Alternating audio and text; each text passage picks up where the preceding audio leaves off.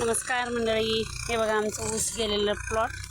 आता याचं आम्ही असं पाचट बारीक करून हे खोडवं काढणार आहे आम्ही आणि पुढच्या वर्षी याची लागण करणार आहे. 1 वर्ष भातासाठी हा प्लॉट करणार आहे. पण या जमिनीचा सेंद्रिय कर्ब वाढवण्यासाठी आम्ही हे बघा बघू शकता, हे लेंडी खत म्हणजे बकरी बसवा लागलो इथं आम्ही. हे बघा ते बकऱ्यांचं पण हे आहे. इथं 8 दिवस झाले आम्ही बकरी बसवलेत, अजून 8 दिवस बसवणार आहे. आणि असं पाचट बारीक करून असं बारीक करून आम्ही ही जमीन नांगरणी करणार आणि ह्याच्यानंतर मग आम्ही ह्याला भाजीपाल्याच्यासाठी हा प्लॉट तयार करणार आहे.